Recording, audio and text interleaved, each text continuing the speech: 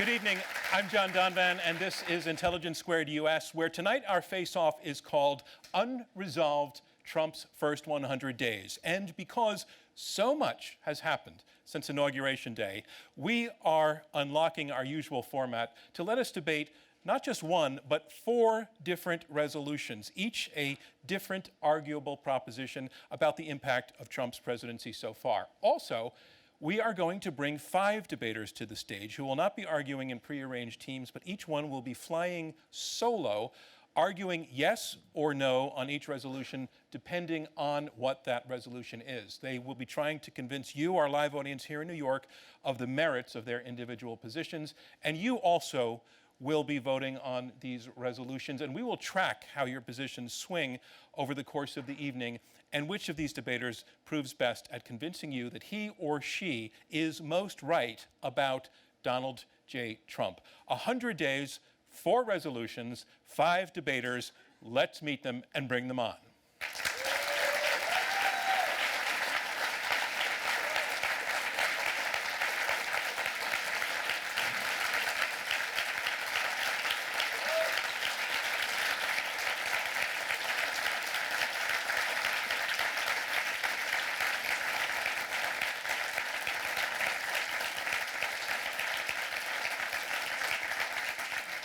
Hello, Jennifer Rubin. Nice to be here. You are an opinion writer and author of the Right Turn blog for the Washington Post. You've debated with us before last fall.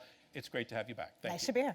And Rich Lowry, editor of the National Review, commentator for the Fox News Channel. Welcome back to you as well. Thanks so much, John. Also, a past debater in a great debate we had last fall on immigration. Thanks. Thank you. Kris Kobach, the Secretary of State for Kansas and immigration advisor to the Trump campaign. That makes you the only member of our panel who has advised the Trump campaign. So we're interested in what you have to say. I also find it interesting that of the many, many sitting elected officials that we've invited to debate on our stage, you're the only one who's ever said yes.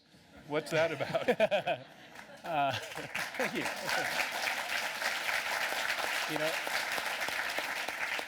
I think having, to win a statewide office, you usually have to do a few debates, and I think most politicians really don't like it. Yeah, we've noticed. And I'm just odd that way. I actually really enjoy it. All right, thanks very much. And now, Ian Bremmer, president and founder of the Eurasia Group, a global risk research and consulting firm. Welcome, Ian Bremmer. Good to see you. And here's the thing about you, Ian. You are a 3-time past debater for us. I think this is debate number 4 for you with us. And you were actually the inspiration for tonight's show, some writing you did back earlier in the winter on the topic of America First. You actually said, I could argue both sides of this. It's that nuanced. And we thought, okay, let's get nuanced about it. So thank you, Ian Bremmer. And Jamelle Bouie, welcome to Intelligence Squared. Thank you for having me. You are the chief political correspondent for Slate and a political analyst for CBS News. You are our only first-time debater tonight. How do you feel about that? Huh? I hope I'm just not hazed or anything. That'd be really unpleasant. No, it's going to be fine. Ladies and gentlemen, let's welcome one more time our team of debaters.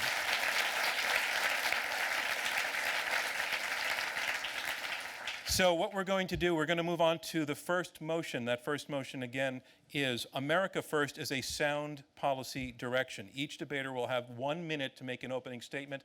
Which debater that is will be chosen at random from these debater picture cards that I have in my pocket. And I'm going to pull one out at random, and that person will go first, and after that, we'll move to the person's left. And by the way, Jennifer Rubin's left, I decree, is over there. So it'll go around this way. So let's see who goes first. Ian Bremmer will go first. So I'm going to put it to Ian Bremmer this way, and you're going to signal by turning that card, a yes or no card, to indicate to the audience which side you're on. Ian Bremmer, on the motion, America First is a sound policy direction, how do you declare? I declare yes. You have 1 minute. Sure. Look, I think the point is that America First should be leading by example. That's why I believe it's sound. We know that Americans are not interested in being the world's policeman. 2.5 million Americans and their families having participated in failed and expensive wars in Iraq and Afghanistan. We know a solid majority of Americans aren't as interested in supporting free trade. Like TPP or NAFTA, because they feel like they did not benefit from it. Even though prices are lower, they don't see the opportunities. The American dream for many of them is dead. The point is not that America First as a concept or a policy doesn't work. The point is that Trump himself is incapable and unwilling to actually lead by example. So the fact that you have the wrong vessel, the fact that he personally can't execute, does not mean that America First as a concept is something we should be throwing away. Thank you, Ian Bremmer, and just in the nick of time as well. You didn't hear it because Ian came in a little bit short, but there's a little tone that will sound if a debater hits the 1-minute mark, at which point they are strongly encouraged by me to stop talking within a few sentences. Okay, we move on now to Kris Kobach, Kansas Secretary of State. On the motion, America First is a sound policy direction. How do you declare? I will argue the yes position. Yes position. Okay. I think it's an interesting commentary on our times that this is even considered a debatable topic. I mean, it's axiomatic that the leaders of any nation should prefer to put the interests of their countrymen or their country over the interests of other countries. But I think it's a sound policy direction in practice, too, because if you look at how it applies in specific questions. So, for example, take refugee policy. Prior to the Trump administration, we were granting about 93% of refugee applications, pretty much taking the refugees' word for it most of the time. However, in the last 25 years, we've had 21 major terrorists who abused the refugee program as a way of getting into the United States. Now, we're putting American interests first, saying, well, the claim of the refugee is going to be secondary to the safety interests of the United States, and we'll see. But I think that 93% is going to come down, and our safety level is going to go up. Let me give you another example. NATO.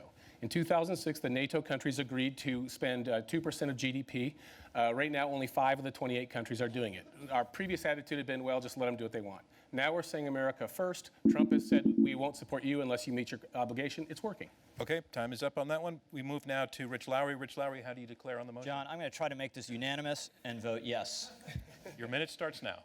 Just so all of you know where I'm coming from, according to the President of the United States Twitter feed, I am clueless, incompetent, and to quote, one of the very dumbest people on television. So you're applauding that? You agree? So there are any number of resolutions I would disagree with and come down on the anti-Trump side. Is he a commendable person? Can he keep track of our aircraft carrier strike groups? Does he have small hands? But this one is just common sense. If Trump understood the fraught history of this phrase from the 1930s, he would have had to read some history books, so we can strike that possibility right off the top. What he clearly means, and has said repeatedly, is he wants to put the national interest and our citizens first. And you can disagree with what policies he thinks meets that test, but no politician ever goes out there and says, look, guys, I really want you to support this policy. It will hurt Americans and help some other country abroad. So let me finish with this question. If not America first, what country do you want to put first? Perfect timing. Jennifer Rubin, author of the Washington Post Right Turn blog, how do you declare? I am going to break the unanimity and vote no. Your 60 seconds starts now. All right. America First is such a silly idea, not even Donald Trump could have adopted.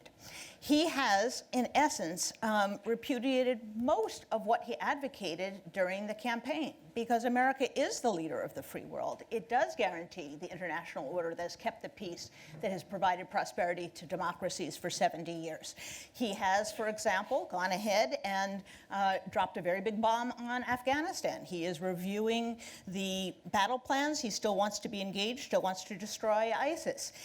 He is not leaving NATO. In fact, he's been glad-handing and affirming that NATO is no longer obsolete.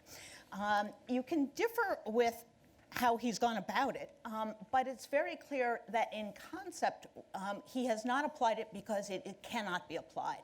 America must be the leader. If not, bad actors take over. We've seen plenty of examples of that. And so in that, I commend him.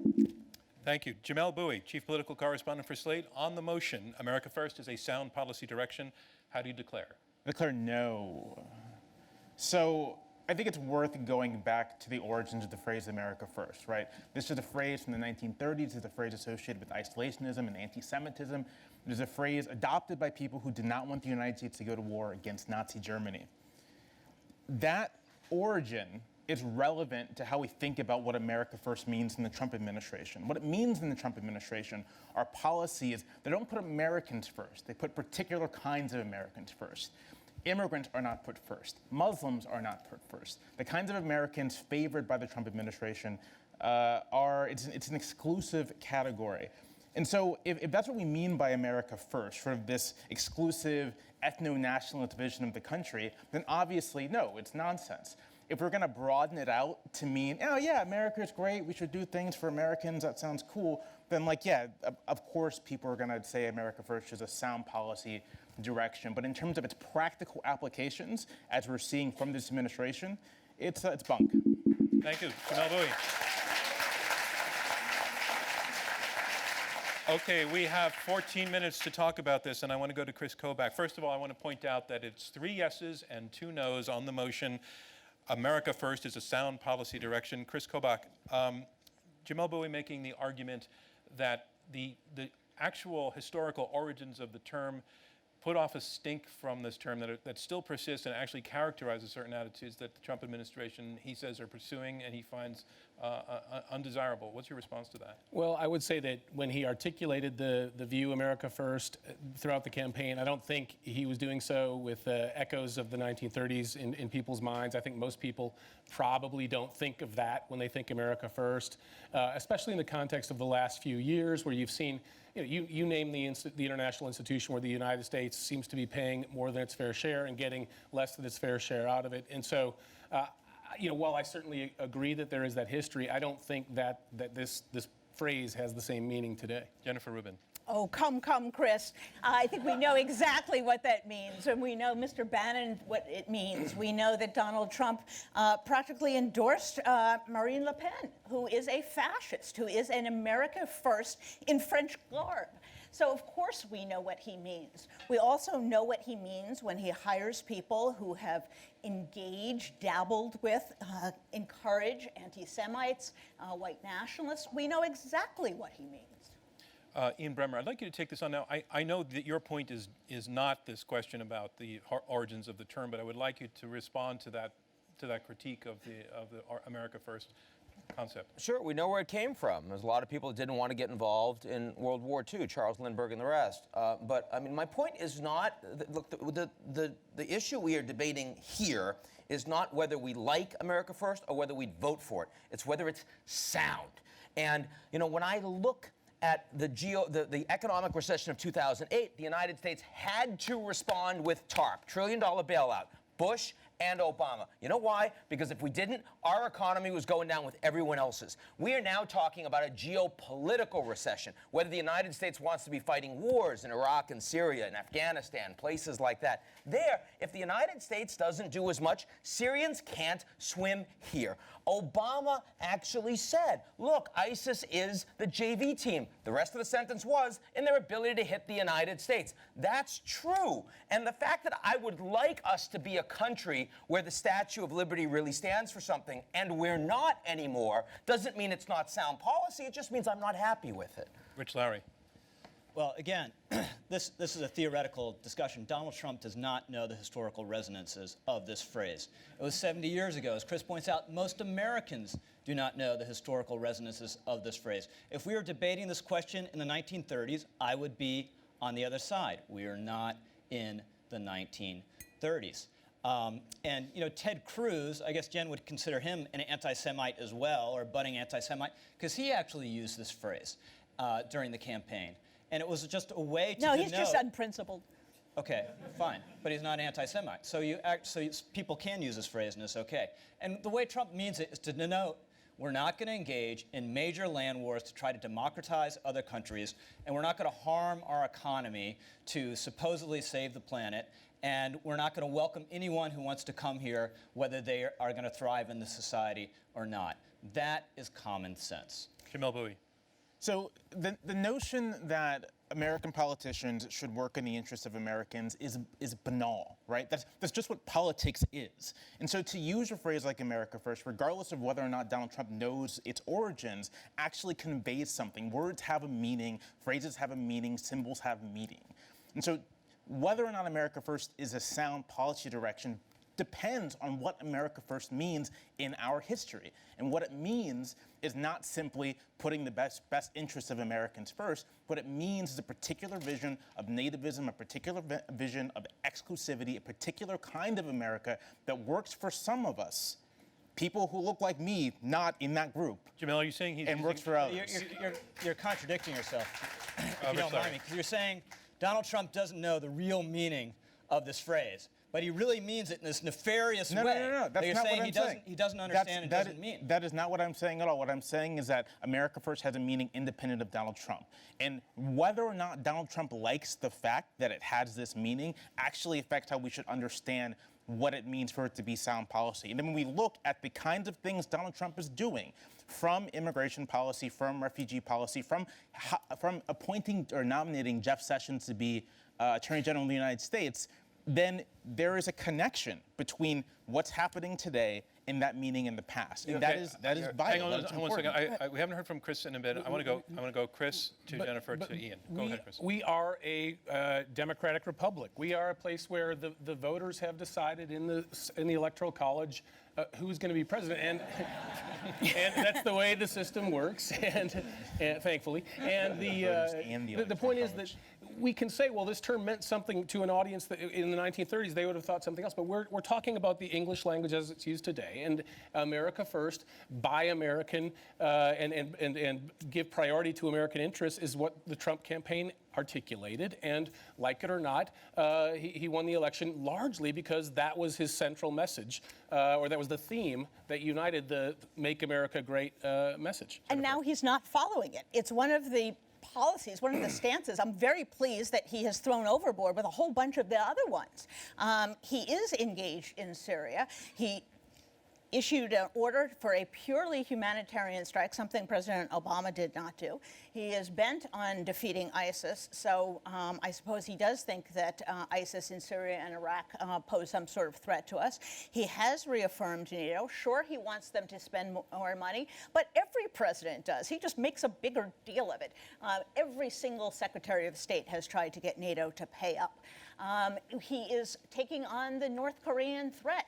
That's a international project. He's trying to work with China to get North Korea to disable their nuclear program. This is not America First. This is good old internationalist, sound thinking, respect for our allies, American leadership in the world. I'm Ian sorry. Bremmer. I want to bring in Ian Bremmer. I think the point I guess I push back hardest on is the notion that America First, if you don't say it's nefarious, is banal. And I don't believe that at all. You obviously don't either, because you're saying he's arguing against it. Leaving aside that inconsistency, we have unilateralism is what Trump is about, right? America First is basically saying there are a lot of alliances we've had around the world, and we've been constrained because we're forced to act in certain ways. There are values of liberal democracy, which frankly we don't live up to very well, but we're going to be aligned with countries because they support it.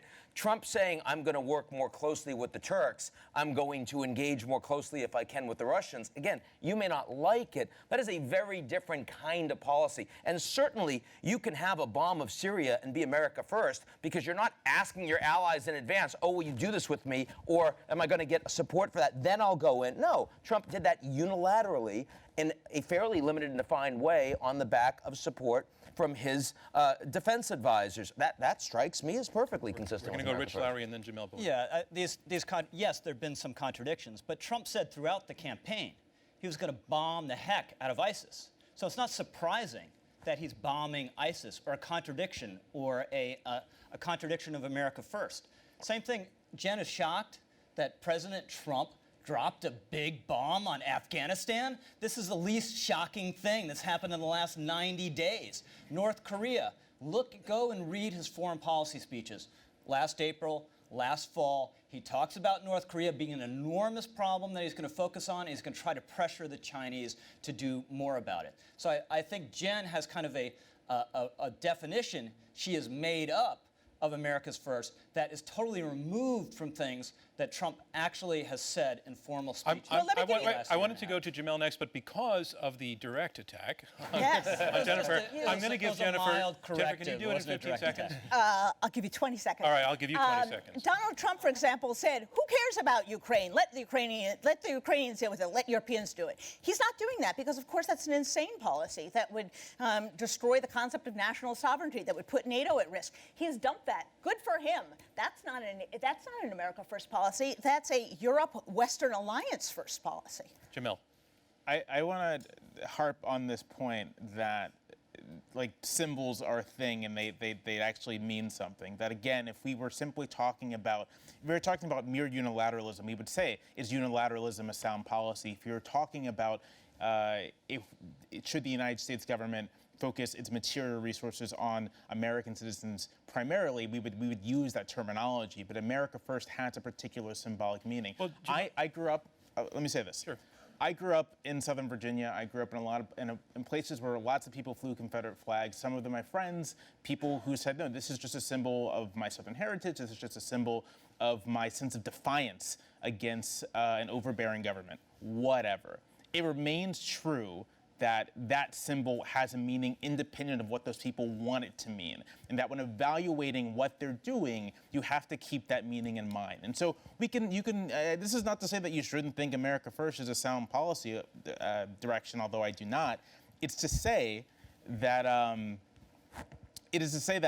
you can't simply bracket what the phrase actually means in American history. Jamelle, the consensus on the board, on the panel, seems to be that Trump himself didn't know that history, and so that seems contradictory to the notion that he would then consciously use it. So how do you resolve that? So I don't necessarily see that as a contradiction. It is.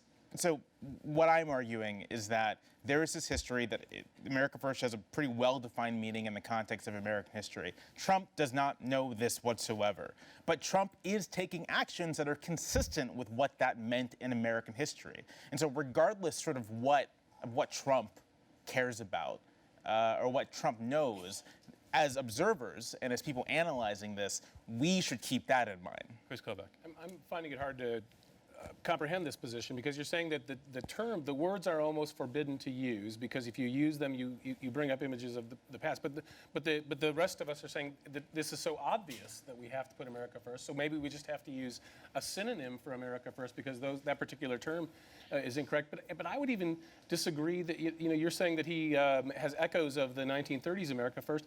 No, he clearly doesn't. He's willing to project American power internationally when he feels there is a clear balance of interests in favor of the United States. So I don't think America First today means isolationism. America First today means we're going to see if it's good for us. If it's good for us, we will strike internationally. If it's not good for us, we're hanging back. Admittedly, I was thinking more of the anti-Semitism part, but that's fair. Well, where do issues of trade that's come two in? steps. Questions of trade come into this, Rich Lowry? Yeah, in Trump's view, we have basically been ripped off by these trade deals. I think this is a case where he is not defining the national interest appropriately. And there are some of those. Jen's point about NATO, it's not an anti-American first policy to be pro-NATO. It's actually in our interest to be pro-NATO. And that's something he figured out when he actually got in the big chair in the White House and had some people advising him actually knew what they're talking about. And to Jamal's point that we're turning to the 1930s, Jamelle. what is the world war that we're staying out of? Trump actually thinks, and other people think, we're in a war with radical Islam, and he's been completely consistent, saying we're going to go and smash them by any means necessary, and he's in favor of enormous military buildup. So if your argument is just sort of inadvertently, somehow symbolically, he's returning to the policies, that's just obviously not the case. Let's bring in Jennifer. Well, Thank you. Well, Rich, because he's very clever, has managed to define anything that Trump does as America First, regardless of whether it's in support of an international alliance, regardless of how it is. And we can play that game because, in essence, as several of my fellow debaters have said, it's meaningless because all presidents pursue their self-interest. And is that what Jamelle means by it's a banal statement to make? To some degree, it is. What he was saying is that, and this is, I think, sort of the menace that is at the heart of his philosophy, that somehow elites, and we can talk about who he thinks those are, have sold out America by helping other people at our expense. I don't think that was ever true. I don't think even in his worst days, that's what either President Bush or President Trump or President Obama was doing. But that's the tale he has told. And the phrase he uses is meant as an invective towards other people who have opposed his views. He says, you haven't put America first. In essence, you've been a traitor. And that's the language and that's the dialogue that Donald Trump uses. Ian Bremmer. Very important point here, which is that there is a belief on the part of many in the Trump administration that you have a series of U.S. CEOs, U.S. bankers. They say they're American, but actually there's nothing American about them. They will hide behind their shareholder and fiduciary responsibility. And if it turns out the taxes happen to be cheaper in Ireland, they'll do a corporate inversion. They're not American companies anymore. And the perspective is that those organizations with immense money and special interests have been able to capture the American political process against the interest of the average American. That makes a lot of sense to a lot of average Americans and why they don't support a lot of the free trade. I don't think that's fake. I think it's real. It doesn't resonate with me, a wealthy New Yorker, but it resonated with my brother who voted for Trump. And I think that's interesting. Finally, we should remember where America First came from in this campaign, which was Maggie Haberman and David Sanger interviewed Donald Trump on foreign policy. It was the first time, and they asked if he was an isolationist, and he responded strongly against it. He's like, no, people are taking advantage of us. I want better trade deals. We're the superpower. We should act like it on behalf of the American people. And they said, well, what about America First? Would you consider that a good definition of you? And he said, yeah, America First sounds good. So look, if you think the New York Times is anti-Semitic and that they were the ones that pulled this from the 30s, you can have that. That's not my view, personally. Thank you. That concludes this debate number one, on the night of Unresolved Trump's first 100 days. Ladies and gentlemen, we'd like to have you vote now your view on this debate to see if you've changed your mind, if you've swung in one direction or the other. Same vote as before. The motion is the same. America First is a sound policy direction. Vote number one, if your feeling is yes with this. Vote number two, if your position is no, whether it changed to no or stuck with no. And while you're doing that, we are going to move on to our second resolution. The motion is this: resolved, the stock market says Trump is good for the economy. The debater who will speak first on this, Rich Lowry. Rich Lowry, on the motion, the stock market says Trump is good for the economy. How do you declare? I am a yes. You have 1 minute. The timing here is quite notable. The night of the election, futures fell precipitously. Paul Krugman predicted the market would never recover, and immediately thereafter, it went on a huge run up. And it's not hard to understand why this happened. The market considers tax cuts, deregulation, infrastructure spending to be stimulative, because broadly speaking, they are stimulative. In fact, most economists agree that if you cut the corporate tax rate, that directly increases corporate profits and therefore makes companies more valuable. So just the expectation of corporate tax reform alone would be enough to drive the market up. And even Democrats of good standing, like the former Obama economist Austin Goolsbee, say this fundamentally is the dynamic that's driving the market. So to vote on this resolution, you don't have to vote on whether you like Trump's economic policies. You just have to acknowledge what's obvious. The stock market and Wall Street like his economic policies. Thank you. Jennifer Rubin, on the motion, the stock market says Trump is good for the economy. How do you declare? It will be a no. The stock market obviously got very excited once they thought the promise of Donald Trump and the policies that some of the things Rich listed were going to come their way. In fact, none of that is coming their way, and that's why you saw the bond market begin to tank last week. It's coming to realization this man is not capable of delivering on tax reform. He's not capable of delivering on health care. He's not capable of delivering basically on anything that has to go through Congress. He has done some regulatory reform, and they sort of like that. But ultimately, what does Wall Street tell us? It's a prediction of profits. And if profits are not there, the market will go down. Linking his success to the market is a very dangerous strategy. And when there is a course correction, it goes the other way, I'm sure Rich will be arguing that Donald Trump had nothing to do with it. Thank you, Jennifer Rubin. Jamelle Bouie, the motion again, the stock market says Trump is good for the economy. How do you declare? No. So the resolution, right, is the stock market is saying Trump is good for the economy. Is the stock market correct, right? Is the stock market... Yeah, that's the sense of it. Right. Is the stock market... Should we trust the evaluation of the stock market? Now, for my part, I'm not sure that I do. I certainly, I save some portion of my savings in an index fund. I hope the stock market does well. But in terms of the broad economy, how it works for most Americans, how it works for ordinary people, I'm not sure that I trust the stock market's evaluation of whether or not Trump is good. And looking at the Trump administration's proposed policies, from tax reform, which is heavily weighted towards the wealthiest and the largest corporations, to health care, which is weighted towards taking it away from people, I think the stock market is wrong. That the Trump administration is not going to be good for the economy for the reason that the Trump administration will be harmful to the vast majority of Americans who participate in and work in that economy. Thank you, Jamelle Bouie. The stock market says Trump is good for the economy. Ian Bremmer, how do you declare? Oh, it's really close. I'm going to say yes, though in another 100 days I'd probably say no. No, because it's in the process of getting to no, but it's still saying yes right now. I mean, when you talk to actual market participants, they're still kind of thinking, yeah, it's really hard to govern the United States, takes a long time, even with Republicans in the House and in the Senate. But everything he's saying on tax sounds good to us. We like it. And executive orders, regulatory rollback. Fact is, maybe bad for the environment, but over the course of the next year, year and a half, you're going to see frackers with $1 to $2 cheaper ability to produce energy. That's not only a tax benefit for the average American, but it's good for that economy.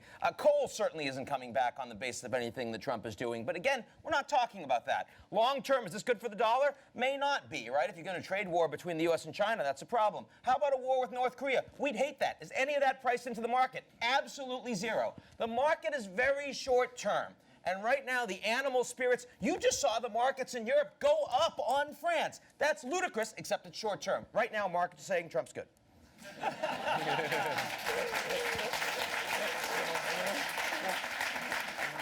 Kris Kobach, stock market says Trump is good for the economy. How do you declare? Obviously, yes. I think it's difficult to argue otherwise. I mean, if you look at the graph of the Dow Jones, right up until November 4th, it's going along at, I guess from your perspective, it's going along like this. And then on November 4th, which is the Friday before the election, it's at 17,888. And then the next week, it rockets upward and continues on an upward climb until the beginning of February, and it's up above 20,000. It's been above 20,000 since the beginning of February, sometimes getting as high as 21,000, but it's stayed way up there. So I think that this isn't coincidence, it's causation. Clearly, the election caused the stock market to surge. I think Rich is right. A lot of that has to do with corporate earnings, right? Corporate earnings drive the stock market, and the Trump administration, along with many in Congress, have said that they want to reduce the corporate income tax, which is among the highest in the world. If corporate income tax comes down, corporate earnings go up. And then you also see consumers. It's not just the companies, consumers. The Consumer Confidence Index also took a positive switch right after the election, has remained positive for 22 weeks. So clearly, it's good for the economy from both perspectives. All right, let's jump in, and Jennifer Rubin is ready to go. Picking up on what Jamelle said, the question here is whether it is good for the economy. And I don't think some of my fellow debaters really sort of honed in on that. Yeah, that is, whether it is good for the economy. Says the stock The market. stock market. Well, says. we've The had a stock little market thinks discussion Trump is about good for the that. economy. Is the stock market correct? Oh, I don't Well, have it. it's a little murky. Is the stock market's correct as part of the question? I'm changing my mind. That's a good Technically and literally, it is. But I think the sense of it is more: is the apparent stock market endorsement of the Trump presidency well-founded and well-grounded? Exactly. And to that point, I think it's not, obviously. We have real systemic problems in the United States having to do with low productivity. The things that Donald Trump is proposing, by and large, do nothing for those things. They would make some of them worse in many instances, to the extent that we need inputs in education, science, and the rest. He's really sort of decimated that part of the federal budget, which is the good stuff that people like.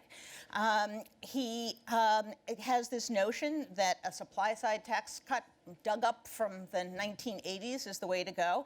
That is going to give relatively little to the small guy. So the issues that we're facing, which are how do you prepare American workers to get the open jobs, not simply to make jobs, but to have Americans to fill them, that is, in large part, the problem that many people are trying to solve.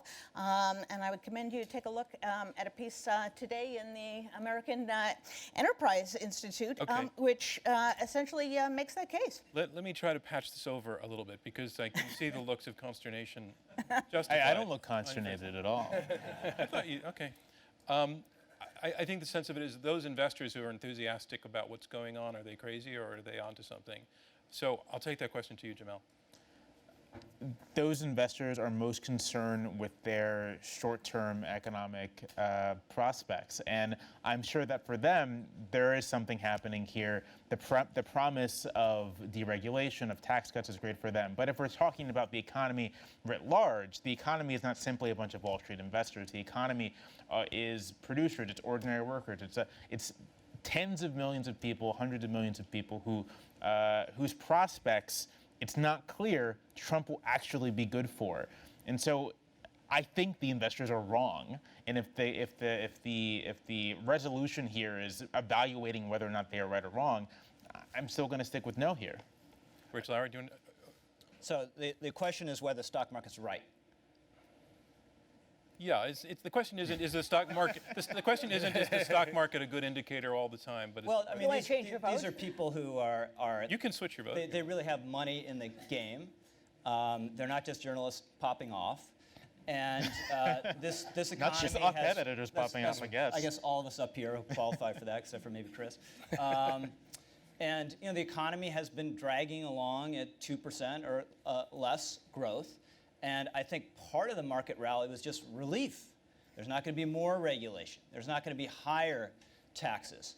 And I don't think the Trump agenda is a complete one, but it's a good start to deregulate, take the boot of the government off businesses, to get a corporate system that actually makes sense. We have the highest corporate tax rate in the advanced world, which is a huge drag on our companies. And I'm not a fan of infrastructure spending, but at least in the short term, that is stimulative. So I don't think the stock market is irrational here. Unfortunately, Trump doesn't seem to be able to do any of this. We don't see any evidence that he's able to deliver on these very large legislative projects. Now, maybe things will turn around dramatically, but if you haven't done something in the first 100 days, in fact, you've failed in the first 100 days on each of your big legislative initiatives, with the exception of the Supreme Court, that doesn't bode very well. So I don't know whether these people are good market watchers. I suppose they are because they make their living, but they're bad political watchers because they haven't evaluated how poor he is at delivering. I completely disagree with Jen. The stock market and the American economy are not driven by votes that members of Congress take, despite the advertisements that they show you saying that if you elect me, I will cause our economy to get stronger or whatever.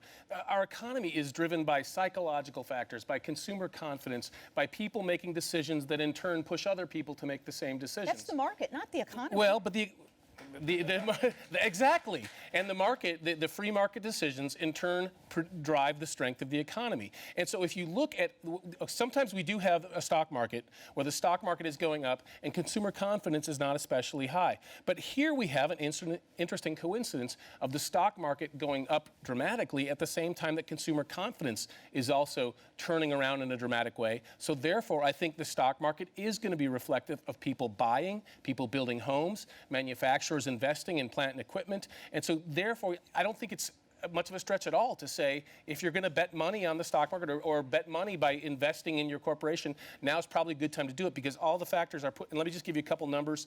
Pew Research says that Americans currently hold the most positive assessment of the U.S. economy since 2007. Gallup Small Business Index reflects the fact that small business owners are the most optimistic they've been since 2007.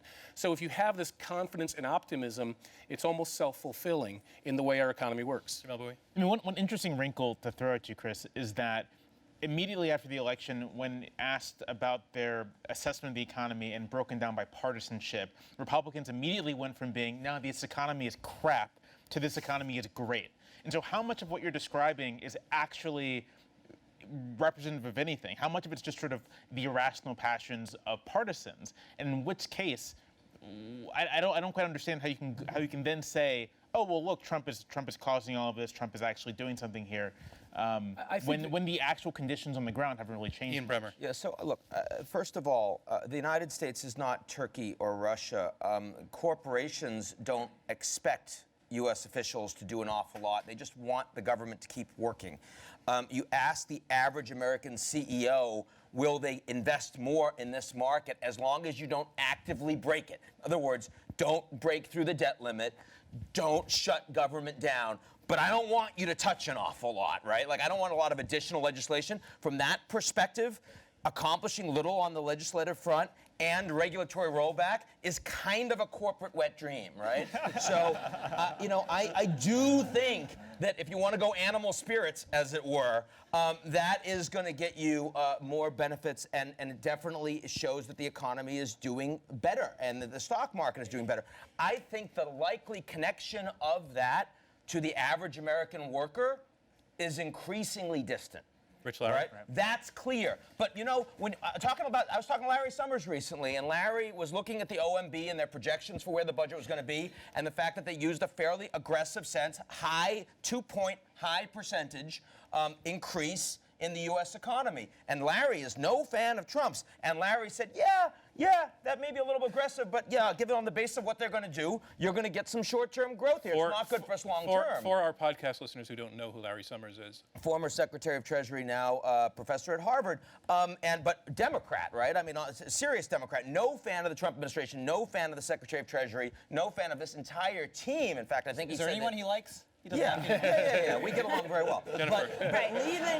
But leaving that aside, this was a guy who clearly was saying that in the short term, the response to your question, one of the biggest Democratic minds on the economy recently believes that the stock market is right on this. Jennifer Rubin. I guess Chris and Rich owe Barack Obama a huge apology, because if their definition is that the stock market takes off, that's good for the economy, the stock market had a huge run-up during President Obama. So obviously that's not what we're talking about. Yeah. What we're talking about is growth in average wages. We're talking about employment. We're talking about a higher participation rate. We're talking about, in essence, a recovery for the middle class. And the things that Donald Trump has recommended are not really going to get us there. Some of the things that he might want to do might get us there, but again, he's not getting infrastructure spending. He's not getting any of this through. So the ability of someone to deliver on an agenda that is responsive to the actual needs right now, which are low productivity, a mismatch between labor and business, he's not going to do it for us. Okay, I want to point out, just for the record, on this motion, we have 3 yeses and 2 nos. And I want to go to Rich Lowry. Yeah, I would say partisans on each side should have a little note of modesty here. George W. Bush pursued a very traditional Republican economic policy. Didn't work out so great. President Obama pursued a very traditional liberal economic policy. He stabilized the financial system in the midst of the financial crisis, which is significantly to his credit, partly responsible for the stock market running up. But it hasn't worked great either. And I think Trump, at his best, and this is an optimistic interpretation, he's going to do kind of these traditional stimulative things to try to create a broader environment for growth and create more jobs. And then he's going to focus on the lower part of the income distribution where people have really been hurting and haven't felt the recovery. And he's going to try to get a tighter labor market down there, not just through more jobs, but discouraging foreign competition, both by trying to create a culture that tilts more against outsourcing and also by reducing the flow of low-skilled immigration, which comes in here and competes against low-skilled native and legal immigrant workers. Jamelle Bouie. So I'm skeptical that any of this will actually happen for Jen stated reasons, right? That we have no actual concrete evidence that President Trump or his team is capable of pushing through or carrying through any kind of legislation to that effect. And that's assuming that's buying your premise that this stuff would help low wage and middle income workers. For my part, even if Trump were successful, the kinds of policies that the Trump administration supports, they say nothing about wealth inequality, they say nothing about racial wealth inequality, they say nothing about the concentration of business and corporations across the country, which does have a deleterious effect on people in the middle of the country. The Trump administration's healthcare policies would directly take money out of people's pockets. So, add it all together and you have a footprint for the typical American that is very negative. And if we're thinking about the economy in broad terms beyond just Wall Street and investors, then again, if we're looking at that resolution, I don't think there's much evidence at all that that Trump would be great for the economy. Kris Kobach. Okay, I see Jamelle and Jen shifting a little bit to say, okay, yeah, we're not going to be able to win this debate on GDP growth, so we're going to have a more nuanced view of what good for the economy means. Well, I'll take them on that. Jen says good for the economy means that the lower income workers see wage improvement. It is undoubtedly true that there has been wage stagnation for, I think, going on 7 years now. You have just seen wages just flat in blue-collar jobs. Now, if we do what Trump is already doing, he doesn't need to wait on Congress to do this. He's already increased removals of people illegally in the country. We're at 21,000 now since as of late March, and a year ago we were at 16,000 over the same period. You will, with the removal of these individuals, open up jobs for Americans who are out of work. And that will in turn cause wages to go up too as you decrease the supply with the illegal labor leaving the pool. And that's why blue-collar workers did something really amazing that ended up winning Pennsylvania and Michigan for Trump, as they voted overwhelmingly for Trump, because they know intuitively that in the job market where they are fighting fist to fist for those jobs, that this will improve their chances of holding jobs, improve the level of wages. Another example is favoring jobs over, when you have a jobs versus environment conflict, Trump has said he's going to pick jobs. So Keystone XL, he's already done that. And so that's another example of jobs created in the short term without having to wait on Congress. Jennifer Rubin. Well, I suppose if you believe that throwing out illegal immigrants is going to create coal jobs and industrial jobs in the Midwest, then Kris is right. If you actually think that the problem for those displaced workers has nothing whatsoever to do with illegal immigrants who aren't even in the states that we're talking about, then I think that's not a very good argument. So, nor do I think, for very classical conservative economic reasons, that Buy American makes any sense whatsoever. It doesn't. We have American companies that have supply chains. That doesn't make any sense. We have foreign companies that are located here that employ lots of people, so that doesn't make any sense. So a lot of the stuff may make them feel good. Maybe they don't like illegal immigrants for other reasons, but it's not going to help the economy. No, please. No, come on. Kris, let me give Kris, since it was a direct attack in 20 seconds, really to make it 20 seconds, and then I'm going to go to Rich and then to Ian. Look, Jen, we have illegal workers in every state. And when you have that, a large presence of illegal labor, it takes what once They're tiny in these states. It takes jobs that once you, and you also suggested that these are jobs Americans won't do anyway. Look at I didn't say meatpacking. that. In Kansas, we have illegal say labor that. has displaced U.S. citizens in meatpacking. Meatpacking used to be a job a U.S. citizen could raise a family on and have a really good week. We have a football team in the NFL named after the meatpacking industry. Now everybody seems to think that's a job that U.S. citizens won't do, and it's in part because the illegal labor has come in and depressed wages, so U.S. citizens don't take those jobs. Rich Lowry. Union busting I depressed wages, not illegal immigrants. Union and non-union. It's true in union and non-union meatpacking plants. Doesn't matter whether it's I think Jen believes in classic free market economics, except for when it comes to supply and demand in the labor market. If you have something like 40% of workers in this country without a high school degree who are immigrants, that is going to have an effect on people's wages. Actually, I do believe in classical economics. Free market, I love free market people who say supply and demand always applies, but we could have as many immigrants as we want and has no effect on our economy or on our wages. That's because, Rich, you don't understand the labor fallacy, the lump of labor fallacy, which is that it's not like supply and demand, that because workers also create demand, also spur other industries, that it doesn't work that way. Ian Bremmer, so you're gonna get I would the last suggest word. you pick up a good Last book word in this. from the Hoover Institute and they'll explain it. Let's not get personal, please. Books on me, that's Yeah, there we go. John Corcoran. Look, I mean, Ian Bremmer. labor increasingly is going away or coming because of technology, not because of globalization, not because of those jobs moving. And I mean, look, this wasn't addressed under Bush. It wasn't addressed under Obama. It's not being addressed under Trump. So we can take that really off the table. It's not about that.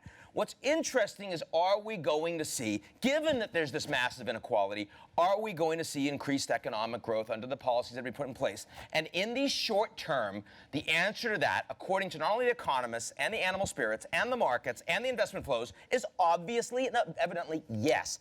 Is it sustainable over the medium to long term? Probably not, especially with the kinds of policies Trump's going to put in place that everyone else is talking about. But that's not the question. And so that if you vote on the question, concludes, we're yes. and that concludes this debate. Debate number 2 on our night of Unresolved, the first 100 days of Trump. We'd like to ask you to vote again. Go to the keypads at your seats. Same as before, the motion, the stock market says Trump is good for the economy. 1 for yes, 2 for no. That's the wrong one. Oh, yeah, that's If you press the wrong button, just correct yourself quickly and the system will lock in your correct vote. How about changing my vote? No, I can't change it. Yeah, where is that? We're going to move on to resolution number 3. Resolution number 3 is Trump has picked a terrific team. Random selection of our first speaker on this one, Kris Kobach. Kris Kobach, on the motion, Trump has picked a terrific team. How do you declare? Against the jitters of the audience, I'm going to say yes on this. Your 1 minute starts now. No challenge too great. No, look, all presidents to a certain extent pick a great team. You always get the cream of the crop wanting to be in the president's cabinet, in the White House. So you always have talented people who've risen to the top of their field. So this is kind of a tough question. I'm looking at it from, is this team talented in what he has chosen them to do, which is execute the laws of the United States? And so how do you measure that? Well, they all have fine resumes, but let's look at the White House team. One thing we can see that Trump has done very far and above what other presidencies have done, and that is in the first 100 days, he's had so far 25 executive orders. And you say, well, executive order, that's no big deal. Actually, it is. It requires a lot of legal analysis and policy analysis and all kinds of eyeballs on it. 25 of them in the first 100 days. Obama had 19, Bush had 11, Clinton had 13. There's one empirical indicator that his team is getting things done. Now, if you disagree with what they like, you may disagree with what Trump's like. What Trump likes. But the fact that you disagree with the policies doesn't mean that they're a bad team. Got to stop you. Move on to Rich Lowry. On the motion, Trump has picked a terrific team. How do you declare? No. Through my extensive reading of Hoover Institution briefing books over the years, I have learned that it's customary in the United States government for the National Security Advisor to last at least 1 month, right? Michael Flynn didn't make it, and he was actually acting as an agent of foreign interest, Turkish interest, during the campaign. And I also highly doubt it that some of the very best people to advise the President of the United States just happen to be his son-in-law and his daughter, right? Now, Jared Kushner, by all accounts, a very impressive and decent guy, but what qualifies him to be quasi-Secretary of State?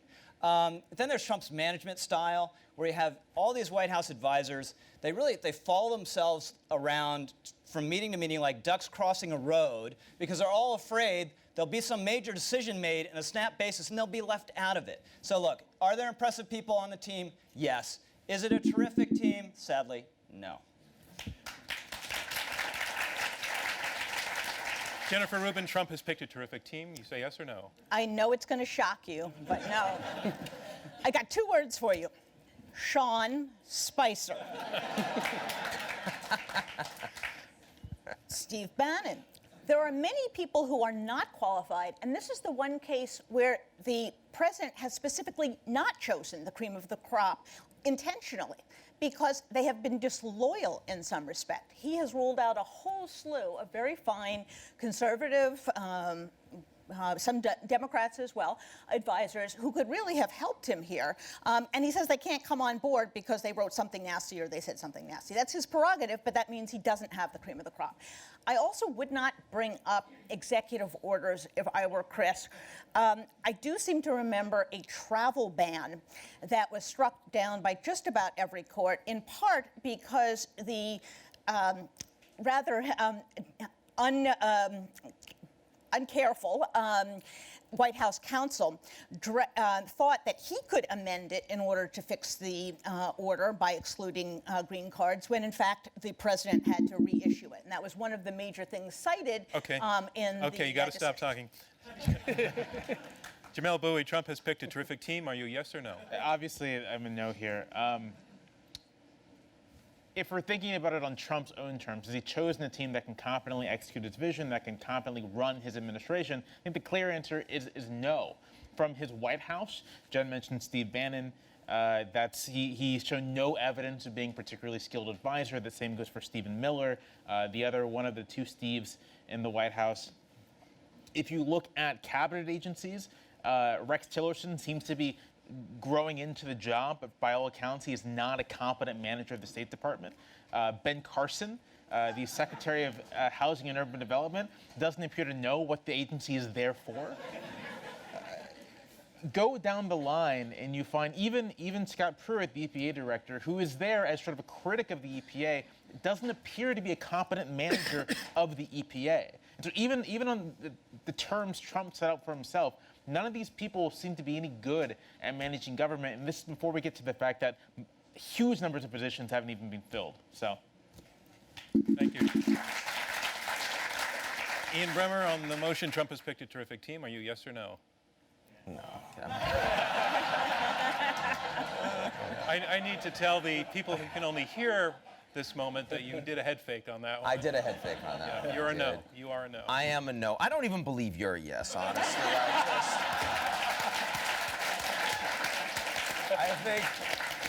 I think he's screwing with everybody here. Look, no, because first of all, you said, did Trump pick a terrific team, right? You can say there are a lot of competent people, more solid than expected. You can't say, first of all, he didn't pick, you do not pick your relatives, right? Your relatives, they're there, they're stuck with them, they're around. He's like, I gotta give them jobs, so there they are, right? I mean, at least Melania's kind of sidelined, so that's a good thing. But no, Jared and Ivanka, no. And Ben Carson, they wanted a black guy on cabinet. But seriously, I don't know much about Jamelle's background, but I know he'd be better at HUD than Ben Carson, right? I mean, I know what it stands for. Exactly. Rick Perry. He said he wanted to get rid of 3 departments, and the one he couldn't remember on the debate stage, they gave to him. Okay? So, I mean, where are we going from this? This is a no. All right. I want to point out we have 4 no's and 1 yes. Kris Kobach, this is interesting because in the interest of sort of a fair amount of time for both sides, you're going to get a lot more time talking than anybody else. So You're on the defensive on this one. So I would answer a few things off the bat. First of all, on Jen's point about the travel ban, why therefore you shouldn't use executive orders as a measure. No, I said this particular White House counsel was incompetent. He didn't save it as he could have by having the president reissue it to remove green card holders. Well, my point is this, that regardless of whether you're looking at the original executive order or the subsequent executive order, as someone who litigates in the field of immigration law, I guarantee, and I will bet whatever amount of money you want, that when the appeals are done, the travel ban that is currently being litigated will be upheld in court. I guarantee it. It's not even going to be close. One of the things as litigators you find is people jurisdiction shop all the time. Well, maybe we should file in this district because there are a lot of good judges who are going to agree with our position. Well, the opponents of the travel ban, they picked jurisdictions where they got very lucky in the draw in the judges they got. So I think at the end of the day, when it goes to the Court of Appeals, where that luck doesn't have as much effect, I'm we're going to win. I'm going to pull you back because we started moving off and not really. Well, let's go going back to the cabinet then. Yeah, that's where we need to be. Well, right, so therefore I stand by my measure that executive orders being issued is really difficult, and they're doing things very quickly, at least on the White House team. And I know that a lot of the criticism is of specific people in the White House. I think those criticisms are incorrect too. I mean, the media has portrayed Steve Bannon as this Rasputin figure who's either evil or incompetent, and he's neither. I know him well, and he is extremely bright. He is very gifted at keeping the president focused on the strategic objectives of the administration, which is what his job title is. And so I think Trump was wise to put him in that position. One other point, when you look at the team and you say, well, what about these first 100 days? Why hasn't the State Department accomplished anything yet? Why hasn't this? You also have to remember this. The Senate has been very slow to confirm people, excruciatingly slow to confirm people. So the team is actually not fielding a full team on the field. They're not playing in the NFL with 11 players. They're playing with 2 players right now, the secretary and the deputy secretary. They don't even have the undersecretaries in the system. I want to go to Rich Lowry because you are the only one not frowning right now. I'm thinking of changing my vote just to make it more sporting to support Kris here. Stay where you are. What can I say? I think the team's gotten better. H.R. McMaster is a great national security advisor, a wonderful man, but it's just not. It's not an impressive team. As Jen pointed out, there's a huge swath of the Republican Party that didn't support him or wrote letters saying we're opposed to him. And, for understandable reasons, he wants people loyal to him. So that immediately cuts out a huge element of the talent. Plus, for whatever reason, they've just been very slow to nominate people. So I think the best you could say, the best grade you could give them would be an incomplete. Ian Bremmer? Yeah, I mean, the Flynn debacle is already clear and a world record. But he did. But then he ended up with a better national security advisor who was not his pick, but the next iteration was good. This is what happened at State. He wanted Giuliani, which would have been an unmitigated disaster, right? And so then he's like, okay, let's try some other people. So he had Romney there, and then he had Stavridis, and he had Huntsman, and these were capable people. And he's like, no, I don't want any of these guys. Tillerson comes in, who he'd never met before, and he's like, Rex. Rex is a big guy. His name's Rex. Kind of looks like a Secretary of State. And I mean, his favorite author's Ayn Rand, and Trump thinks he's Howard Rourke. So, I mean, you can see how that works, right? But that wasn't his pick, and so now, of course, you've got to actually, I think, a very capable Secretary of State, but one that doesn't actually have access to the president, right? And so it's not working, and so Tillerson's nowhere. And that's a real problem because he doesn't have staff, because he can't promote staff, and the staff he want to promote will get stopped by the White House. So, on every front, I mean, I'd love to say you could give this guy an incomplete on this. It's so much worse. Okay, let me bring in Jennifer Rubin. Ian is right. The problem has not been that the Senate has been excruciatingly slow. They're always excruciatingly slow. It's been that he hasn't bothered to nominate dozens and dozens of jobs. In fact, he's announced that he doesn't need them at all. So he's throwing away hundreds of positions, which, of course, he needs to implement his policy. So not very bright. I think the bigger issue with Ivanka and with Jared Kushner is not simply that they're totally unqualified, which they are, but that they have like Trump himself, massive conflicts of interest. And what they are creating is a cesspool of corruption. They are flying in the face of, yes, the Emoluments Clause, which applies to them because they are White House officials, White House employees as well. And that Republicans, unfortunately, have sort of thrown constitutional niceties and a concern for good governance out the window because it's their guy, so they have to protect him. Well, I guess that's politics, but it's pretty cruddy for the country. Okay.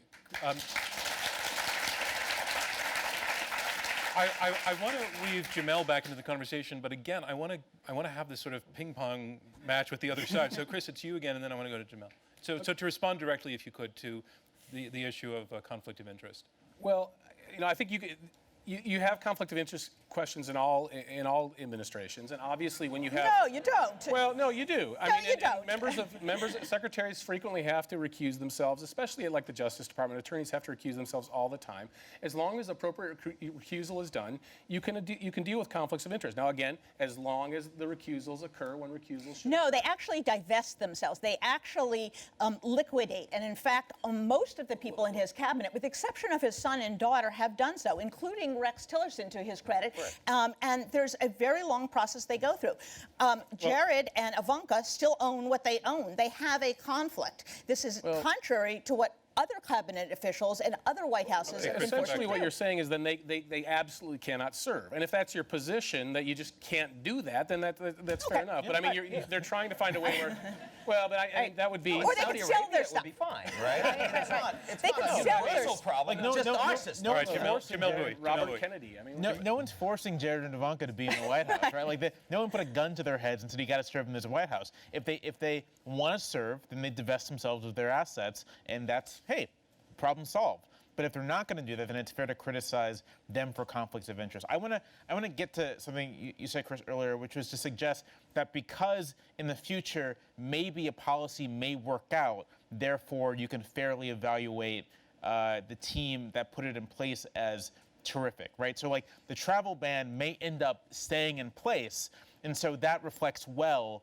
on the people who crafted it.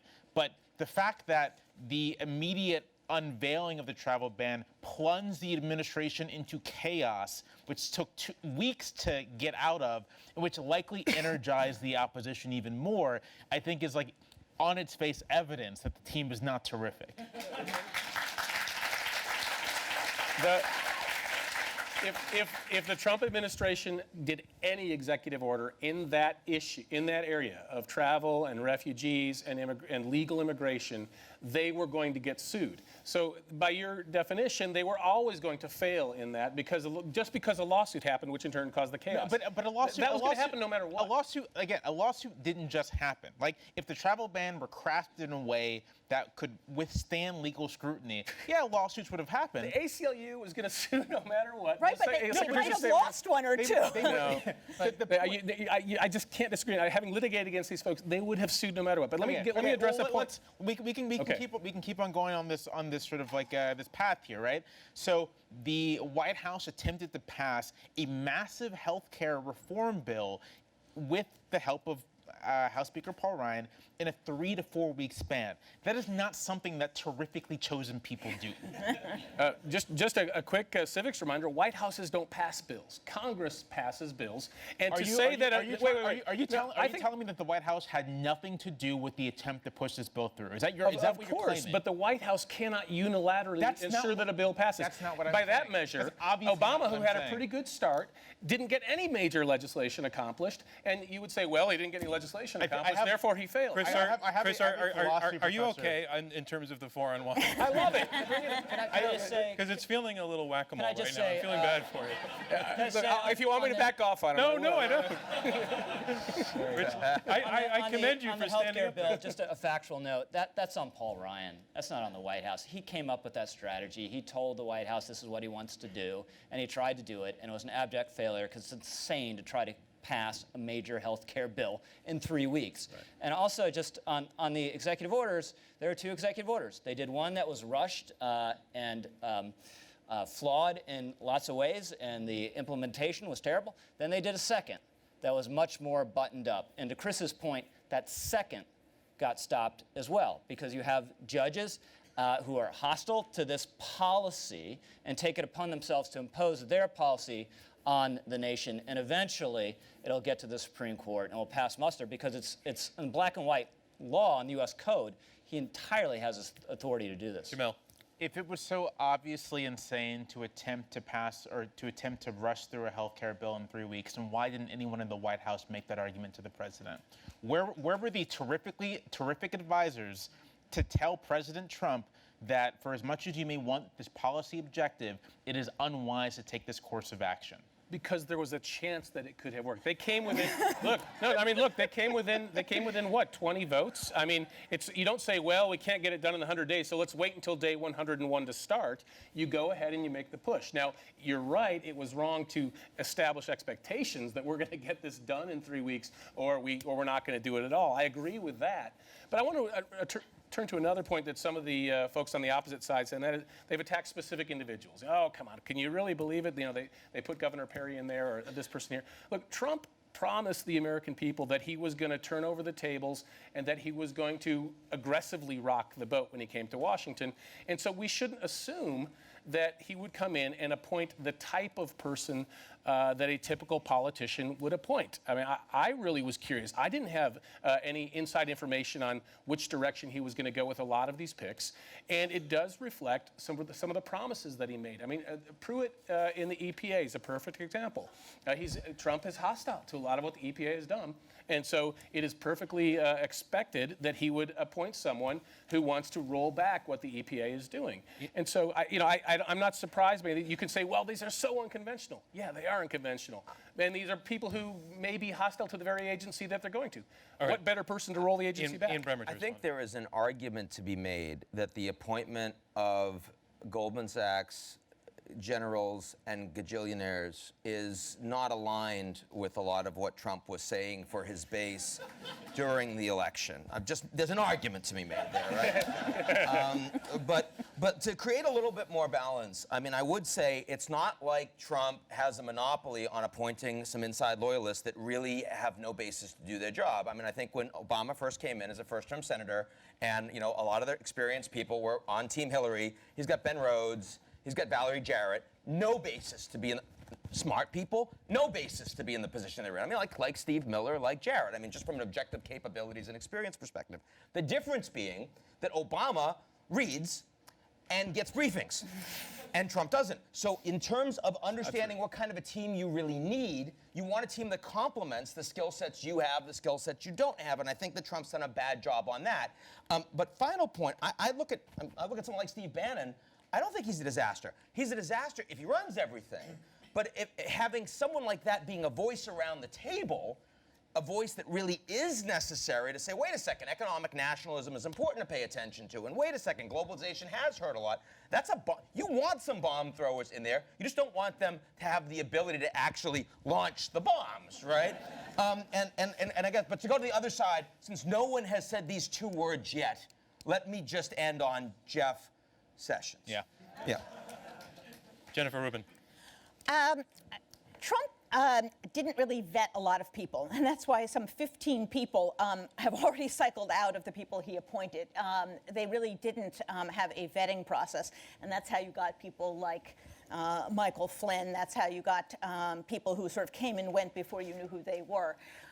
So part of this is not simply the people who have come in, but everyone who was with him in the transition stage, who granted, we didn't think he was going to win either, but they were not prepared for this, and they did not do a professional job of vetting people. Now, you can bring in all kinds of brilliant outsiders, but it's quite another thing to bring in someone like Sebastian Gorka, who is, I would suggest you guys all read the foreword when you get home this evening, who has really documented horrendous ties with Hungarian fascists.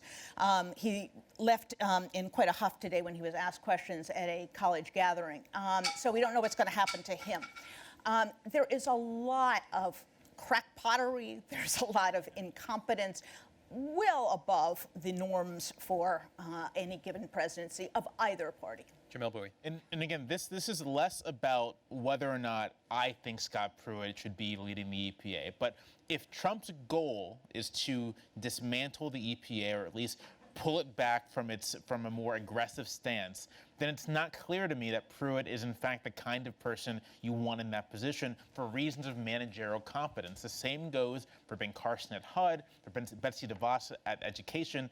These are appointments that may be ideologically favorable to Trump, but in terms of executing the Trump agenda, they can't even advocate for people to fill the positions, right? Like, if you want the EPA to do less, you need actual people at the EPA to carry out your agenda, and the EPA is full of vacancies like every other federal agency. And so a principal who cannot advocate for his own agency to get the kind of funding and expertise necessary to then dismantle that agency, it doesn't appear to me to be a terrific pick. Last word to Kris Kobach. Okay, there's so many things to answer, but I can only give you 30 seconds. Okay, thanks. So I would say a couple of things. As to the Bannon point, Bannon is not the only one making the decisions. He is a voice among many around the table, and Trump does get briefings on. It's just one meeting after another in the White House, and the White House is still humming at 11 p.m. at night. They are constantly working, and it is not what this cartoonish image that you're describing. 15 seconds. Jeff Sessions is the perfect Attorney General for a transformation in the Department of Justice. The Department of Justice has a lot of ideologically driven attorneys in the Civil Rights Division especially, and so you need someone who is going to be very driven himself on what the policy objectives of the president are in the legal world, which prosecutions will take priority, and so he's actually the perfect person to enact Trump's agenda in that Justice Department. Okay, that's time on that motion, and that concludes our third debate on this night, where our theme is Unresolved, Trump's first 100 days. I'd like to ask you to go vote a third time now. Go to the keypad. The motion again, Trump has picked a terrific team. 1 for yes and 2 for no. And while you're doing that, we will move on to our fourth motion. The fourth motion is the press is out to get Trump. Our first speaker in this round will be Jamelle Bouie. Jamelle Bouie, on the motion, the press is out to get Trump. How do you declare? I declared yes, actually, on this one. I think, as a member of the press. If you look at the reaction of mainstream media in the wake of Trump's election, it was very much not just, we're going to cover this president as we would cover any president. It was explicitly adversarial. It was, this president is potentially a threat to the freedom of the press, and we're going to treat him accordingly.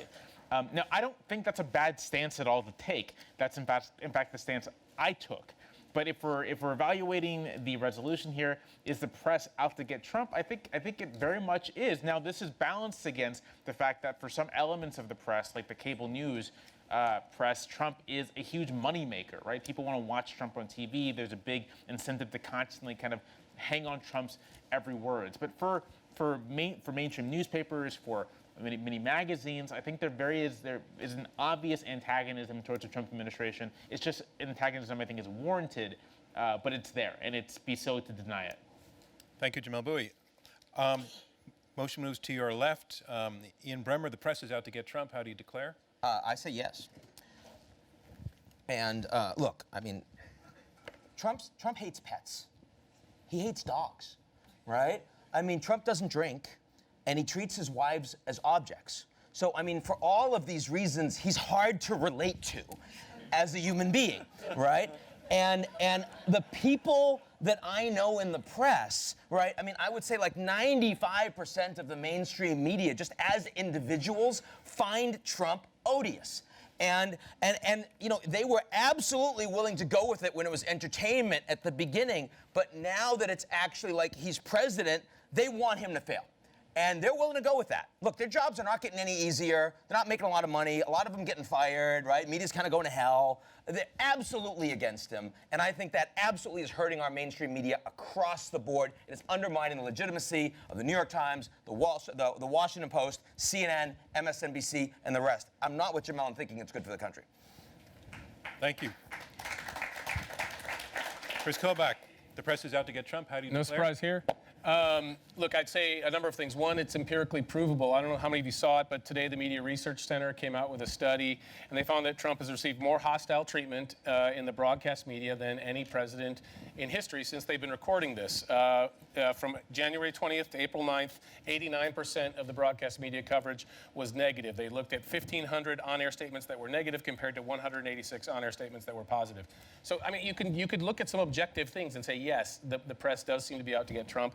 Another example of this is what's going on right now in the media this week, the whole budget squabble or debate about the wall. Now, remember 4 years ago when a Republican Congress was refusing, or was thinking they might refuse to give President Obama the appropriations in the budget bill for Obamacare. They said the Republicans are threatening a shutdown of the government. Now, where Democrats in the Senate are threatening not to give a budget bill because of appropriations for the wall, they're saying the president is threatening a budget shutdown. It's a clear double standard. The press is so obviously leaning one way. Lowry, how do you declare on the motion that Trump is out to get... how do you declare on the motion the press is out to get Trump? I'm going to vote yes, but only to be on the same side as Jamelle finally this evening. I know a lot of reporters. I don't know one reporter who supports Trump or becomes within 100 miles of supporting Trump. And a lot of them try to be objective, but there's still a haze of loathing around their coverage of Donald Trump. During the campaign, the New York Times, almost every day, literally, devoted the lead of the newspaper to something critical or hostile to Donald Trump. A lot of it justified. But if you just read the Times, you would have had no idea there was some significant chance of this man actually becoming president of the United States. You never would have known. And the New York Times, actually, the editors ran a mea culpa letter, in effect, after the election saying, you know, we might have missed this one, guys, but immediately, like 3 days later, they snapped back to form. So is the rest of the media. That's why you have a lot of half-baked and tendentious stories that are undermining and discrediting good reporting about Trump. So you don't have to agree with Trump's attacks on the press to support this resolution. You just have to acknowledge what's obvious, which is that sometimes even paranoics have enemies. Jennifer Rubin, finally, on the motion, the press is out to get Trump, yes or no? You're a no. I got to do that, right? I voted no for the listeners. I vote no on this, not for any of the reasons that the gentleman to my right said, but because the press doesn't really have a meaning anymore. Rich isn't out to get the president. He's the press. Fox News isn't out to get the president. They're the press. Breitbart isn't out to get the president. They're the press. Are some outlets very antagonistic and very, I think, forceful, aggressive in going after the president because he lies a lot? Yes. But there are also people who are really sort of painful cheerleaders for this president. And that's the nature of the media we have. We may not like it, but the media that you watch probably is somewhat hostile to Trump, but the media that Rich watches isn't. And I don't think this is a good thing. I don't defend the silos, but I think there's plenty of support out there for him if you look in the right places. Okay, thank you. So we have 4 yeses and 1 no. Thus saving our debate by putting that no. I was going to have to go to the audience to find a no vote. Jamelle, I find it interesting that you and Ian have opposite takes on. I think that you have opposite takes on whether this is a good thing. I may be wrong about that. That you're, if I'm understanding you correctly, Jamelle, you're saying, yeah, the press is on his trail because his trail needs to be gotten on. Yeah, they're doing it well. So I want you to talk about that a little bit in light of Jennifer's assessment of the situation as well, because in a lot of ways I think you might actually overlap, although you're voting on opposite sides. So I guess this all depends on how you see the Trump administration and President Trump. If you simply see him as an ordinary president, then the press's or the mainstream press's hostility towards him might be unwarranted. And then I would really make the distinction between mainstream press, because while Breitbart is the press, I'm not sure I would call it mainstream. Although Fox News certainly is mainstream, so you have this, you have that. If you view Trump as a threat to a threat to the free press, as a threat to pluralism, then there is a real case, right, that mainstream outlets, that the press is an institution which doesn't just exist to defend its own prerogatives, but exists as a part of our democracy that is committed to the values of our democracy. It is appropriate for that press to be more critical and scrutinize more and even be a little antagonistic towards a figure and a sort of political style that is itself very hostile to our democracy as we understand it. Ian Bremmer. I think that's a very good way of putting it. And I think there's a judgment call here because there are a few things about Trump that are different from other presidents, right? There's a level of incompetence, there's a level of corruption, and there's a level of authoritarianism. And all three things you find in other presidents, but you find more of them in Trump. Now, you're saying that if it's mostly an authoritarian problem, then the press needs to just get out there and hit him as hard as possible. I think you're right, but that's not my judgment. Right. My judgment is this presidency is mostly about incompetence to the extent that they're different. And by the way, that's something that will normalize over time. You fired Flynn, you bring in McMaster. You get rid of Katie McFarland, you send her literally as far as possible from Washington, Singapore, right? And you bring in somebody else that's more capable. But I will say in terms of how you define the media and say, well, there's some media. Look, the Dutch are tall. Okay? There are some Dutch that are short, okay? That does not make the statement the Dutch are tall less true. And that is the way I would view our view of the media being biased. Kris Kobach, I'm wondering if you're having a hard time being the same yes. being yes with Ian Bremmer's yes. We see things a little bit differently. Look, there's no question that the media view Trump as a threat, and they really, really don't like him. So maybe Should they? Well, this is where I'm going. So why don't they like him? Now, Jamelle is suggesting that they are noble freedom fighters fighting against an authoritarian ruler, and they are the only vanguard that can save us from this tyrant. You know, well, I don't.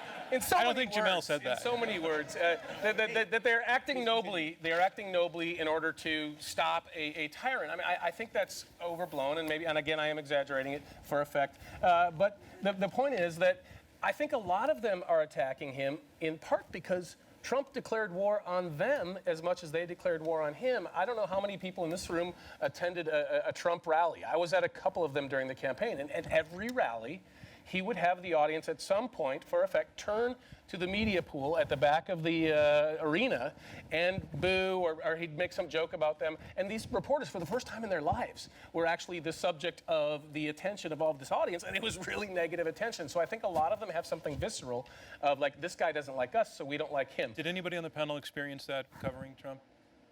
Well, I've been insulted by Trump and his folks on Twitter, but I- maybe those were the Russians, actually. not what I meant. Hang on just a second, Jen. I do want to come to that. But Jamelle raised his hand on that in the sense that you were in the sort of scene that Kris Right, was, right. Yeah, I was at Trump rallies with press being jeered at angrily. So I think what Kris is saying is that he got to you and you know, he hit you emotionally, and that your response was more emotional than intellectual. I think is that Well, what you're I'm suggesting it's not necessarily just pure Visceral is what emotion, you but said. it's a visceral kind of thing. Like, he really doesn't like us. Well, I've got my pen now, you know. So I think there's a distinction to be made between politicians merely disliking the press, which is a pretty normal thing. Politicians don't really like reporters, don't really like journalists all that much, and whipping up anger at journalists and casting them as somehow illegitimate actors in this game of democracy. The former we can all live with. The latter does sort of begin to constitute a threat to the idea of a free press. And I think journalists are reacting to the latter. Had Trump not, again, stirred up angry crowds of people to yell at journalists and cast them as illegitimate, I'm not sure there would be the same kind of visceral anger. But he did, and there is, and it's justified. It's time to hear from our one no vote, Jennifer Rubin.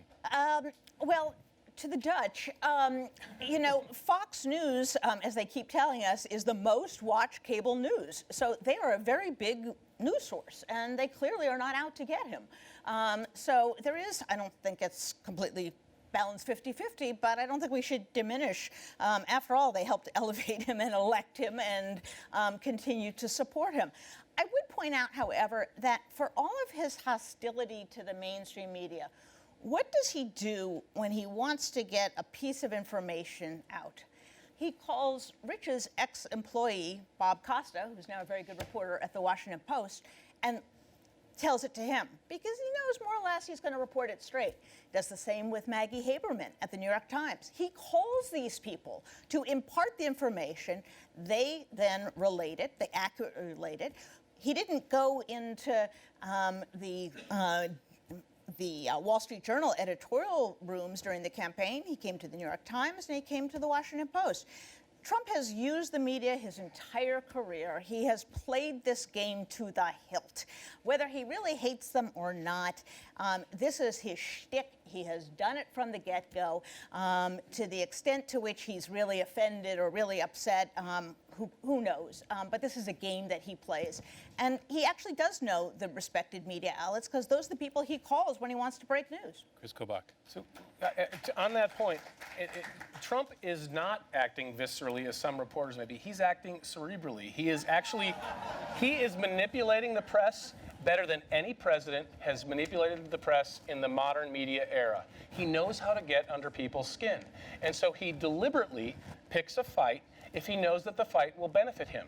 He deliberately picked those fights at the campaign rallies. He wasn't doing it because it was fun. It might have been fun, but he was doing it because he knew that distrust in the media was low. He knew that on balance, the coverage of his policy or whatever the issue of the campaign was at that moment was going to be tilted against him. So he wanted to undermine trust in the press, and he has been successful in doing that.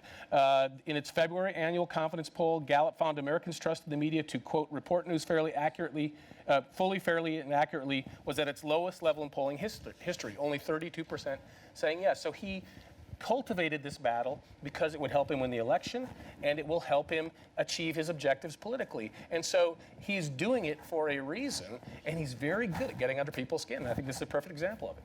I want to agree in part with something that Chris said, which is it did help him during the campaign.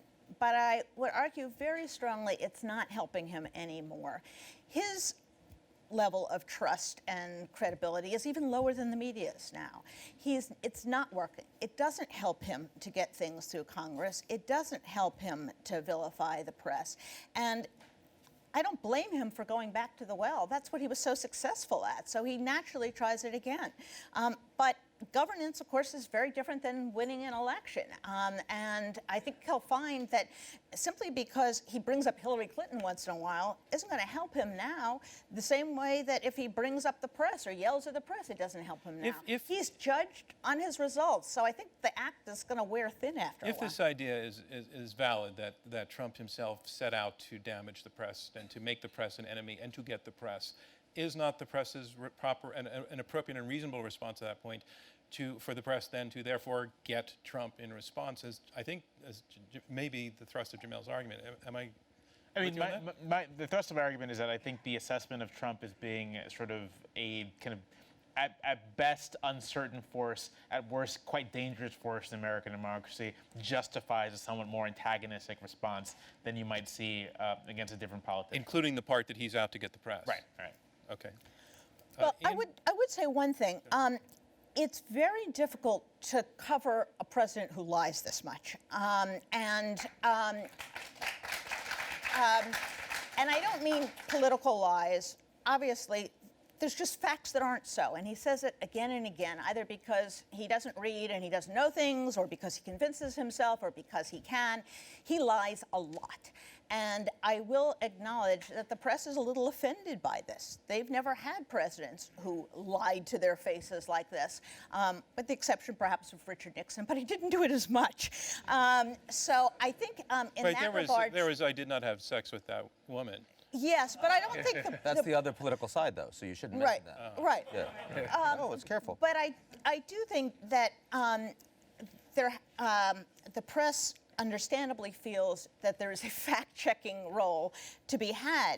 And by the way, I don't think, talking to my colleagues at the Post, at least, they're under any misbelief that they're going to influence people necessarily. That's just their job. That's what they do. And so they are going to fact-check them, and they are going to investigate the Russians, and they are going to investigate conflicts of interest. There's a lot of stuff that's never happened before in the White House. No one opposes fact-checking, but look, there's a love and hate relationship on both sides. The press fears and loathes him, but he's great for ratings, and everyone's subscriptions are going up. Trump hates the New York Times. He says it's failing, it's losers.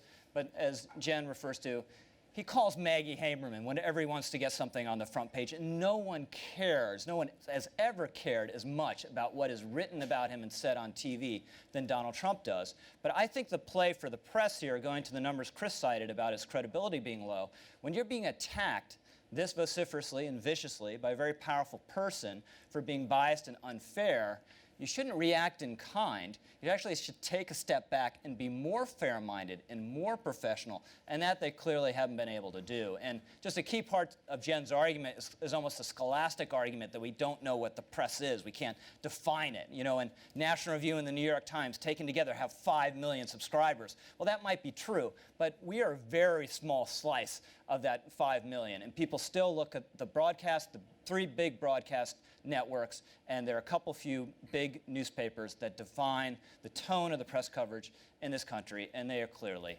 hostile to President Trump. So, I mean, I think that Brexit, Le Pen, Mélenchon, Trump, Sanders, these are protest votes. And fundamentally, they're protests against established political parties, against public intellectuals, against mainstream media, against elites, against science, against research. And I mean, in that regard, Trump deciding that he is going to take on in theatric and reality television TV form, the mainstream media in the U.S. is an extremely smart thing for him to do, and something he'll be able to continue to ride for quite some time, notwithstanding all the facts that he wants to make sure that he can continue to have influence over his favorite ones, that he can dole out, you know, to the court gesture that's most appealing to him at any given time. But I also think we have been talking about only one part of the media. We haven't talked much about the media he likes the most, which is social media, because he can control it, he can get the information out directly. Now, social media is owned by Silicon Valley. And that social media, which they weren't paying attention. Mark Zuckerberg, no fake news, not a big deal until after the elections. Oh my God, we've got a fake news problem. You know, Eric Schmidt, Google, don't know what to do about the algorithms. Then suddenly, wait a second, we're going to deal with these artificial bots that are causing difficulty.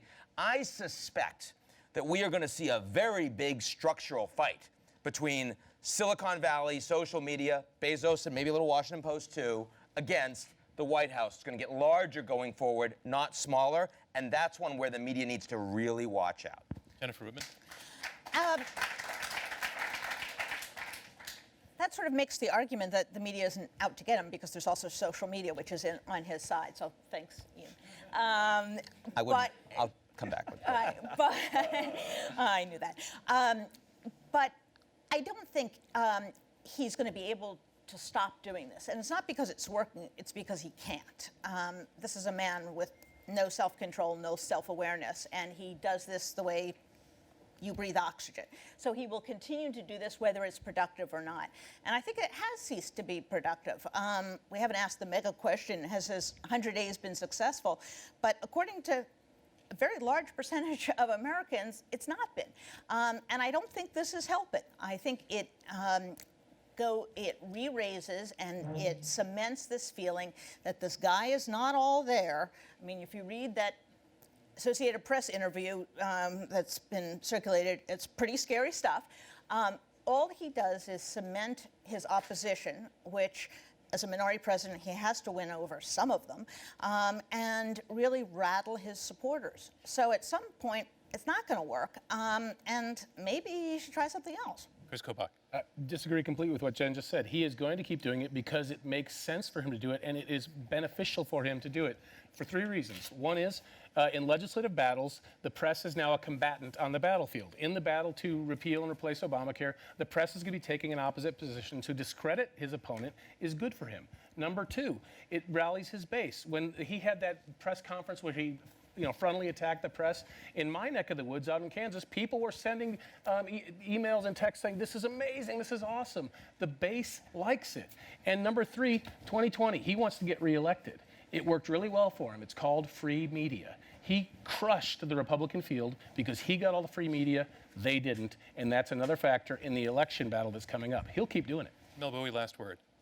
So on this political question, there's evidence, right, from focus groups to polling that large numbers of Americans are really uneasy with the tweeting. They're uneasy with this behavior towards the media.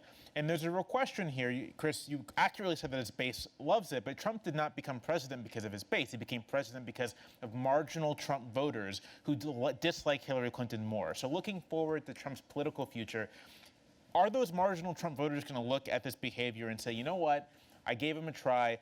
I thought he'd cut it out, and he didn't, and so I'm not going to support him. And that, I think, is a political danger for Trump. And that concludes debate number 4. Thank you very much.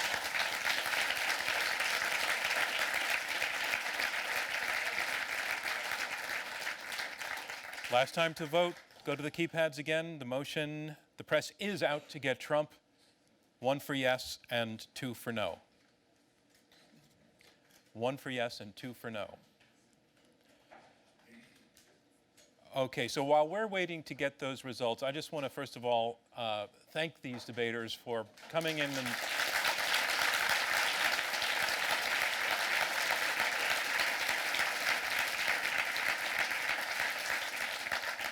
and standing and holding their ground, but doing it with such civility and obvious respect for one another. And that's what we're here to try to bring about. So thank you for all for doing that.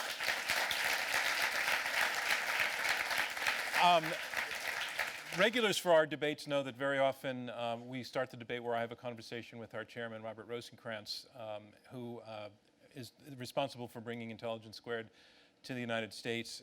He's actually in London now. And what he was doing in London was he was attending a debate by our sister organization, Intelligence Squared, in the UK.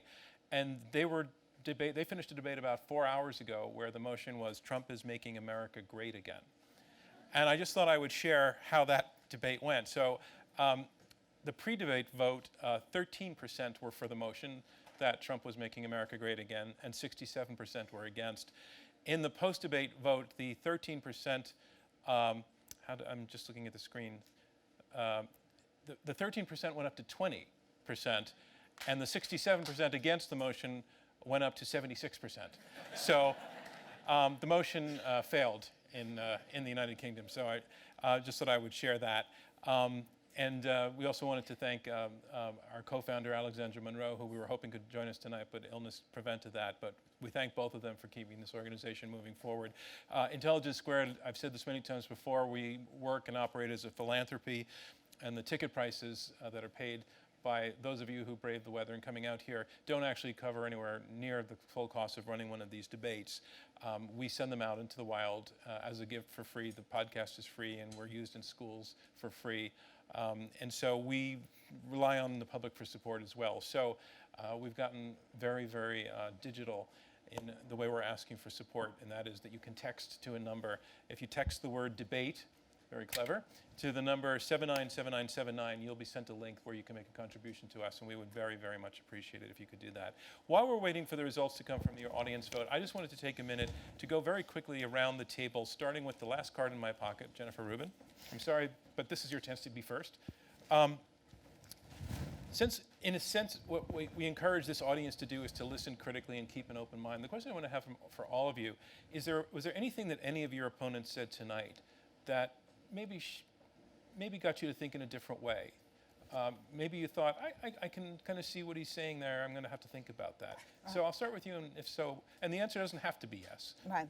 I actually think on the last issue I was being a contrarian. I think particularly now you tell us. Yeah, Agree with us all along. What, you wanted to have like a debate, right? So listen, there's an argument for it, but I think on balance, you probably have it right. And I think Jamelle's point is an excellent one, that whether Trump defenders think so or not, the press does think that they're playing a role in the democracy. The press is mentioned in the Constitution. The press does have a responsibility. And they are confronted with something that they've never dealt with before, and they're doing the best they can, and they're kind of making it up as they go along, because Trump is making it up as they go along. So I think Jamelle's point was a good one. Okay, how about you, Jamelle? And it doesn't have to be just on that last debate, but all across America first, the stock market, all of that. Yeah, I mean, I guess on the stock market question, if you define that resolution in like a very narrow way, right, that like, is Trump good for the stock market? I didn't give it that much thought, whether or not he is, and he may well be, and we'll see how that works out. But yeah, so there's that. Okay. Which is like really thing rule, I know. Ian Bremmer? I'd go back to the first one on America First, and I mean, I hold to my position, but I think Jamelle's arguments about the fact that America First fundamentally, irrespective of how Trump plays it on foreign policy, is deeply problematic in terms of the way the American population sorts itself, and that is the argument for the other side, and it's the right argument, and it's so it depends on whether you're fundamentally a foreign policy guy, which I am, or you're fundamentally thinking about the United States at home, which Jamelle is, and if I was, I'd absolutely be on his side of the argument. Kris Kobach. On the America First debate, some of Ian's arguments got me thinking about it differently. I was thinking about it primarily in terms of transactional and domestic policy, the way you look at decisions, and I think Ian's foreign policy perspective made me think about it differently. Thank you. And Rich? What most surprised me about this debate is just how quickly Ian can talk. You guys didn't see the clock, but when it got into the 15 or 10-second red zone, he just sped up. And he was already talking quickly, so he got into a 1-minute answer more than most people can get in 3 to 5 minutes. I would say we had kind of a disagreement among ourselves about what the question was on the stock market debate, but I think the point Jamelle and Jen were making, that a lot of this agenda that Wall Street likes and is excited about at the moment might not happen. It's a little difficult to argue against because it very well could be true. All right. Thank you. I now have the results of the audience vote. Resolution by resolution. Remember, we have worked through 4 resolutions, 4 debates. You voted before you heard all of the arguments, and you voted again after you heard the arguments. And what we're looking for is to see which way this swing went. On the first motion, America First is a sound policy direction. The swing went strongly to yes by 17%. And that was the side argued by Ian, by Kris, and by Rich. In the second debate, the stock market says Trump is good for the economy. The swing went to no by just a little bit, by 2%. That was argued by Jamelle and by Jennifer. On the third debate, Trump has picked a terrific team. The swing went just a little bit towards no, argued by Jamelle, Ian, Rich, and Jennifer. Oh, yeah.